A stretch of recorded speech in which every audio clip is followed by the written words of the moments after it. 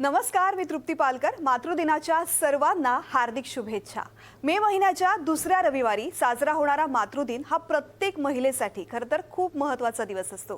काळाची गरज म्हणून घराचा उंबरठा ओलांडून महिला नोकरी आणि करिअर करू लागलेल्या आहेत. मात्र कौटुंबिक जबाबदाऱ्या, मुलं या सगळ्याचा समतोल साधत सतत धावत राहणं महिलांसाठी तितकं सोपं नसतं. मग ते करताना किती कसरत करावी लागते हे विविध क्षेत्रातल्या नाव कमवलेल्या मातांकडून मातृदिनानिमित्त आम्ही जाणून घेण्याचा प्रयत्न करतोय. आणि अभिनय क्षेत्रामध्ये आपला ठसा उमटवणारी सोनाली खरे, तिची मुलगी सनाया आज मदर्स डे निमित्त आपल्या सोबत संवाद साधतात. सनाया आणि सोनाली दोघांचंही तुमचं मातृदिनानिमित्त सुद्धा शुभेच्छा देताना मला सर्वात पहिल्यांदा तुम्हाला आवर्जून सांगावं असं वाटतं की NDTV मराठीचा सेलिब्रिटीचा हा पहिला इंटरव्ह्यू आहे जो मी तुमच्या सोबत करतेय. अरे क्या बात आहे. Thank you so much. आणि तुम्हाला सगळ्यांना मातृदिनाच्या, मदर्स डेच्या खूप खूप खूप शुभेच्छा. आणि तुम्ही दोघी या कार्यक्रमात सहभागी झालेले आहेत. आणि पहिला प्रश्न मला अर्थात सनायाला विचारायचा आहे. खरं तर सोनाली, आज तुझा आणि माझा दिवस आहे, पण सनाया या कार्यक्रमात सहभागी होतीये म्हणून तिला खरं तर हा पहिला प्रश्न विचारते मी की आज मदर्स डे आहे आणि तुझी आई तुझ्या सोबत आहे. मदर्स डे निमित्त आमच्या NDTVच्या प्लॅटफॉर्मवरून तुझ्या आईला तू काय खास मेसेज देशील? मी खास मेसेज देणार की मी तुला खूप सांगत नाही, खूप अप्रिशिएट करत नाही की तू काय मस्त मस्त काम करतेस, तू किती किती कष्ट करतेस ह्या फॅमिलीला एक साथ ठेवायला. तू किती काम करतेस, तू घराच्या बाहेर काम करतेस. You take care of the house, you take care of me, you take care of dad. तर थँक्यू सगळ्यासाठी. आणि तू माझी हिरो आहेस. वा, थँक्यू सो मच NDTV.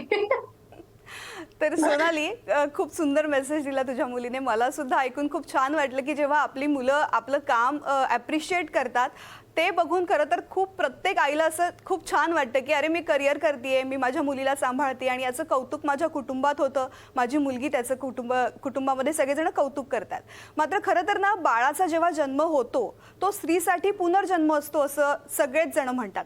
पण मला असं वाटतं ना की जेव्हा बाळाची चाहूल लागते ना तेव्हा खरं तर त्या महिलेचा स्वतःचा पुनर्जन्म होण्यास सुरुवात झालेली असते आणि तिला त्या प्रसवची जाणीव सुद्धा व्हायला लागलेली असते. ती जगत असते. जेव्हा तुला कळलं की तू आई होणार आहेस आणि तू करिअर करत होतीस, मग कसं एकूण सगळं प्लॅनिंग केलंस तुझ्या करिअरचं? जेव्हा तुला कळालं की तू आता आई होणार आहेस, तुझ्यावरती जबाबदारी वाढणार आहे आणि तुला आता हा सगळा बॅलन्स साधायचा आहे.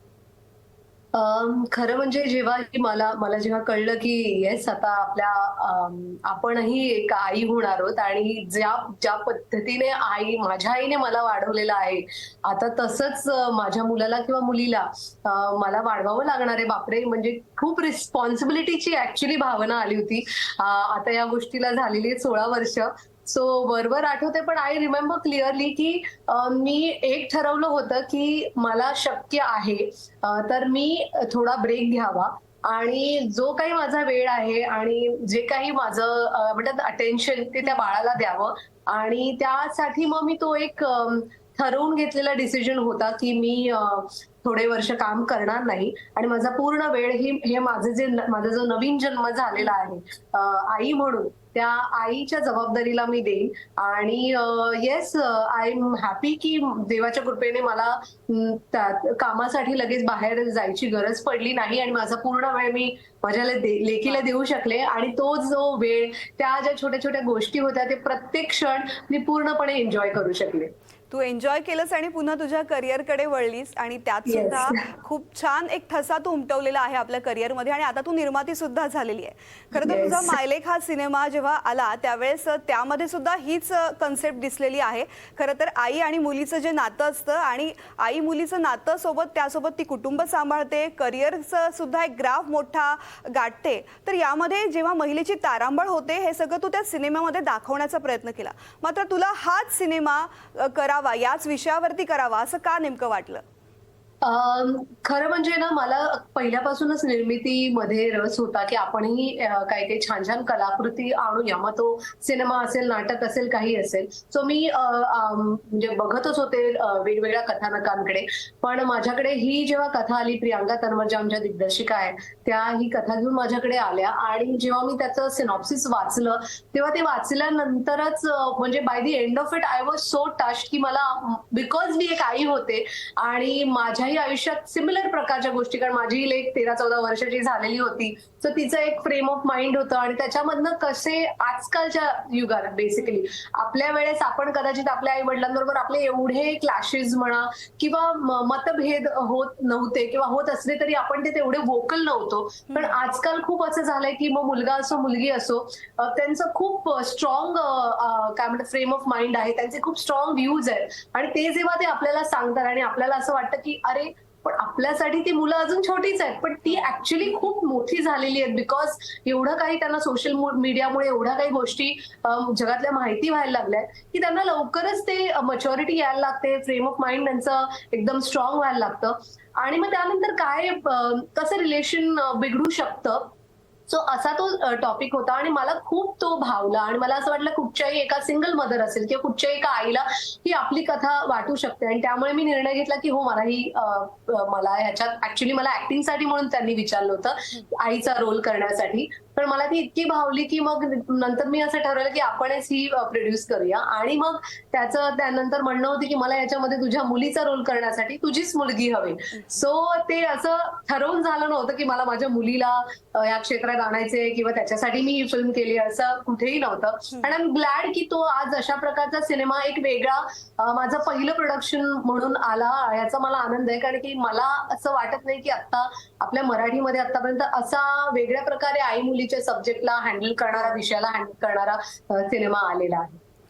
सोनाली, खरं तर मदर्स डेसाठी ना आम्ही अनेक कर्तृत्ववान महिलांचा इंटरव्ह्यू घेतोय, मुलाखती घेतोय आणि एक आमचा असा दृष्टिकोन आहे. खरं तर तू कला क्षेत्रातली आहे म्हणून तुला कदाचित हे पटेल. खरं तर एकतर विविध कार्यक्रम सिनेमामध्ये ना महिला एकतर सोशिक दाखवल्या जातात किंवा विलन दाखवल्या जातात.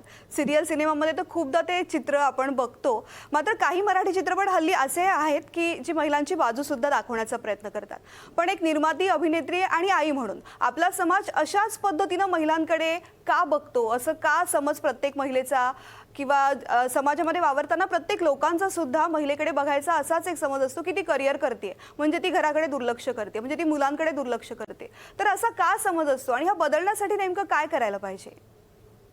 मला असं वाटतं ना की सगळ्यात आधी प्रत्येक महिलेने दुसरी व्यक्ती किंवा समाज असा विचार का करतो हे विचार करणं सोडून दिलं पाहिजे आणि मला काय वाटतं, मी काय विचार करते, माझ्यासाठी काय महत्वाचं आहे. मग माझ्यासाठी माझं घरही महत्वाचं असू शकतं, माझ्यासाठी माझं करिअरही महत्वाचं असू शकतं आणि दोन्ही गोष्टींपैकी कुठल्याही गोष्टीला मी जास्त भाव देत असेल किंवा जास्त प्रायोरिटी देत असेल तर त्याच्यामध्येही माझी काही चूक नाही हे आपण घट्ट मनाशी बांधलं पाहिजे. कारण की जोपर्यंत आपण आनंदी नाही होत, मग ती मी आई म्हणून फुल टाइम आई असेल, घरात हाऊसवाईफ असेल, होम मेकर असेल, तरी सुद्धा मी त्याच्यामध्ये खुश आहे का, मग मला त्यातनं पूर्ण आनंद मिळतोय का, तर मग मला काही फरक पडत नाही. कोणाला काय वाटतं की अरे ही तर घरातच असते, ही बाहेरचं काही काम करत नाही किंवा मी बाहेरची कामं करत असेल आणि जर काय माझं पूर्ण कुठल्याही आईचं किंवा कुठल्या बाईचं असं कधीच होत नाही की तिचं घरात लक्ष नसतं. ती बरोबर आपापल्या प्रकारे आपापल्या रिस्पॉन्सिबिलिटीज डिवाइड करत असते आणि मला असं वाटतं ती गॉड गिफ्टच आहे की ती आपोआपच येतं ते प्रत्येक बाईमध्ये. म्हणजे जसं म्हणतात ना की काही गोष्टी या टेक्नॉलॉजी अमुक तमुक ह्या सगळ्या गोष्टी पुरुषांनाच बरोबर जमतात किंवा त्याच्यात त्यांचा हातखंडा असतो आणि आपल्या अंगातच आपल्याला मुळातच ते आपल्याला गिफ्ट मिळालेली असते. सो आय थिंक मला नाही वाटत की असं सोशिकच प्रत्येक स्त्री असते आणि समाजात पण तसंच दाखवलं गेलं पाहिजे. ऍक्च्युली हे पहिले मुर्गी की पहिले अंडा असतं ना, तसंच झालेलं आहे की आपण हे दाखवूया का, मग ते दाखवलं तर तेच विकलं जातंय, मग तेच लोकांना हवंय का, मग एका वेळेस असं येणार की नाही पण आम्हाला वेगळं काहीतरी हवंय. सो इट्स लाईक की तुम्ही कशा प्रकारे काय, पण मला असं वाटतं ऍज अ सोशल रिस्पॉन्सिबिलिटी किंवा आपण जे एखादं थिएटर आहे, फिल्म्स आहेत, ह्या सगळ्या लोकांनी आपल्या परीने कुठेतरी हे चित्र बदलण्याचा प्रयत्न केला पाहिजे आपापल्या कथानकांमधनं.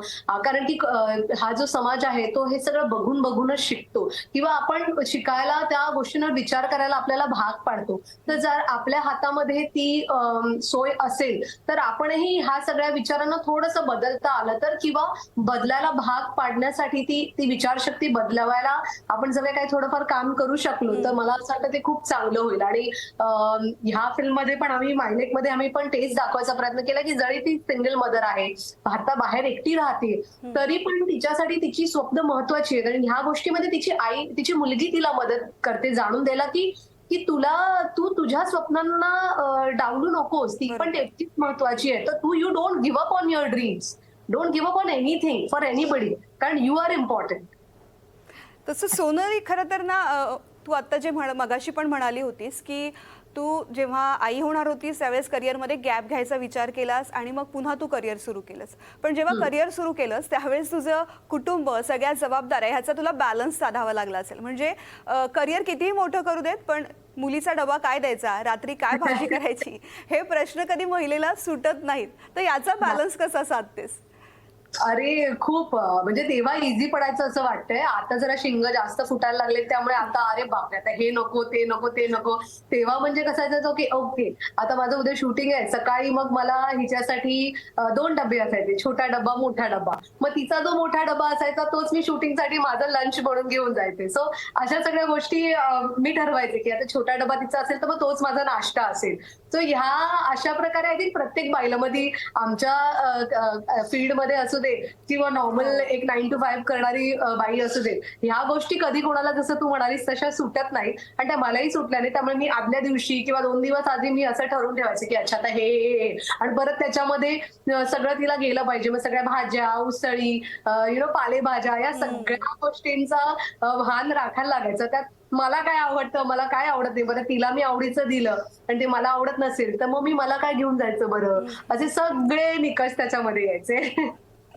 म्हणजे खरं तर आपण करिअर करतो पण एक खरंच वेगळी पॉवर आपल्याला देवाने दिलेली आहे की आपण Absolutely. ह्याचा बॅलन्स साधतो आणि ते कुठून तरी आतूनच येतं की नाही मला हे करायचंच आहे. ही काही जबाबदारी नसते पण मला हे करायचंच आहे, मी केलंच पाहिजे असं प्रत्येकाला वाटतं. सनाया तुला काय वाटतं, म्हणजे करिअर करणारी आई तुला छान वाटते की तुला वाटतं कधी कधी माझी आई घरीच हवी, आई कुठे जाऊच नये, की तिने बाहेर जावं, तिने काम करावं, तुला नेमकं काय आवडतं?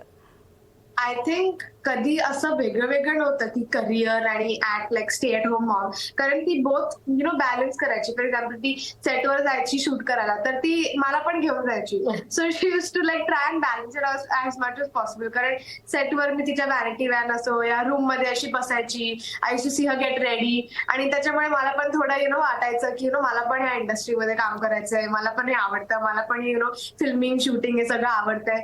म्हणून मायलेक आलं, कारण I got inspired from her. तर तिने खूप चांगल्यापणे बॅलन्स केलंय and I am very grateful to and I respect that about her. Sonali खरं तर हा शेवटचा पण खूप महत्त्वाचा प्रश्न आहे. कधी असं झालंय का की सनायाला तुझी गरज आहे आणि तुला तिला सोडून जावं लागलंय, खूप मनात भरून आलंय, गलबलून आलंय की नाही मला घरी थांबायचंय पण नाही शक्य झालं, जावं लागलं बाहेर आणि तुला काम करावं लागलं, त्यावेळेस तुझी मनस्थिती काय होती? ऑफकोर्स कारण की जेव्हा ती आजारी पडायची आणि आपले डेली सोप मी करत होते आणि आपल्याला माहितीये की आपले एपिसोड टेलिकास्टसाठी रेडी आहे, म्हणजे बँक नाहीये काही नाही आणि यू हॅव टू गो. आणि अशा वेळेस जेव्हा तिला ताप आलेला आहे, फणफणले तापाने, तेव्हा मला म्हणजे खूप जीवावर यायचं की बापरे आता मग मी सतत बरं तेव्हा व्हिडिओ कॉल्स वगैरे एवढं काही नव्हतं, हे आता व्हायला लागलं. मी अगदी ती लहान होती तेव्हाच म्हणते. सो असं नव्हतं की मला ती दिसतीये, तर मला सतत फोनवरती माझा नवरा होता म्हणा किंवा माझ्या घरात जी मला मदत करणारी बाई होती, तिला सतत विचारून की बरी आहे ना ती, किती ताप झालाय का, कमी झालाय, जास्त झालाय, या सगळ्या गोष्टी सतत फोनवरतून मला मॅनेज करायला लागायच्या. आणि आय थिंक त्या कोणत्याही बाईला ते खूप कठीण असतं की जेव्हा तुमचं मूल जेव्हा आजारी आहे, तर म्हणजे नुसतं सर्दी खोकला झालेला असेल तरी तुमचा जीव वर खाली होत असतं की बाबा रे आता काही जास्त अजून झालेलं नाहीये ना, वाढला नाहीये ना खोकला, काही व्यवस्थित औषध वेळेत घेते ना. सो ह्या गोष्टी व्हायच्याच आणि ते स्पेशली ताप वाप अशा ज्या गोष्टी व्हायच्या तेव्हा तर खूपच काटायचं अंगावर की बापरे आता जायला लागतंय. पण ऑफकोर्स मला माहिती असतं की आपल्यामुळे किती लोकांची कामं सुद्धा थांबलेली असतात, किती अवलंबून असतात. आणि अशा वेळेस तुम्हाला तो एक थोडासा काय म्हणतात ना एक मनावर दगड ठेवून त्या गोष्टी कराव्याच लागतात. सोनाली खरं तर ना चर्चेची वेळ संपत आली पण माझे प्रश्न थांबत नाहीत. मला असं वाटतं मी तुला किती प्रश्न विचारू, त्यामुळे आणखीन एक प्रश्न विचारते. आपल्याकडे खरं तर आजही शिक्षण, लग्न, मुलं हेच खरं तर आयुष्याचे टप्पे मानले जातात. मात्र काळानुसार करिअर सुद्धा महिलेसाठी तितकंच महत्त्वाचं आहे, तो महत्त्वाचा टप्पा आहे. हे पेरेंट्सला कन्व्हिन्स होणं अत्यंत आवश्यक आहे, कारण मुलीचं शिक्षण पूर्ण झालं की चला तिचं लग्न करूया हा एक विचार आहे. हा बदलला पाहिजे का? तुला काय वाटतं नेमकं? अगदी थोडक्यात मला ह्याचं उत्तर हवंय. नाही, मला ऑफकोर्स म्हणजे प्रत्येक मुलीला किंवा प्रत्येक बाईला हे वाटत असेल की हा निर्णय ऑफकोर्स बदलला, हा विचार बदललाच गेला पाहिजे. कारण की जितकी फॅमिली महत्वाची आहे, जर का आज एखादा पुरुष बाहेर जाऊन काम करून जर काय घरामध्ये तितकंच लक्ष देऊ शकतो किंवा आपण त्याला म्हणतो की हा ठीक आहे, जाऊ दे, बिचारा काम करून आलाय, मग तेच बाईच्या बाबतीत का नाही व्हायला पाहिजे? आणि ही विचारशक्ती आपणच बदलली पाहिजे. आपणच आपल्या मुलींना आणि मुलांना सुद्धा ते समजून दिलं, राधा मुलींपेक्षा जास्त मुलगे ज्यांना आहेत त्यांना समजावून दिलं पाहिजे की बाबा रे, तुला जर काय तुझ्या आयुष्यात कोणी बाई येणार असेल किंवा आत्तापासून ज्या मैत्रिणी असतील किंवा काही, तर please make sure that you respect them and you make them feel की बाबा तुमचं करिअर पण तितकंच महत्वाचं आहे. सो तुमच्या घरात पुरुष असो, म्हणजे मुलगा असो किंवा मुलगी असो, हे आपणच बिंबवलं पाहिजे आणि आपलीच रिस्पॉन्सिबिलिटी आहे असं मला वाटतं. कारण ते आपल्या घरातनं सुरू झालं पाहिजे. आपण हे करूया, इकडे ही सभा लावू, तिकडे करू, तिथे बोलू, ही अशातनं काहीच होत नाही. ते आपल्याला आपल्यापासूनच सुरुवात कुठच्याही चेंजची करावी लागते आणि तेही आपण केलं पाहिजे असं मला वाटतं. So I think I will teach that to my daughter आणि हर फ्रेंड्स ऑल्सो की प्लीज तुमच्या स्वतःच्या हॅपीनेसला आणि तुमच्या करिअरला आणि फॅमिलीला पण इक्वली इम्पॉर्टन्स द्या. निश्चित सोनाली, खूप सुंदर मेसेज दिलेला आहे आणि आशा करूयात की समाजामध्ये हा जेव्हा मेसेज जाईल त्याचा खूप छान पॉझिटिव्ह परिणाम सुद्धा पाहायला मिळेल. तुम्ही दोघी सुद्धा NDTVच्या या खास कार्यक्रमात सहभागी झालात, याबद्दल खूप खूप धन्यवाद.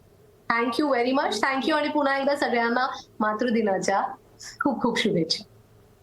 तर NDTVच्या या विशेष कार्यक्रमामध्ये आता वेळ झाली इथेच थांबायची. नमस्कार.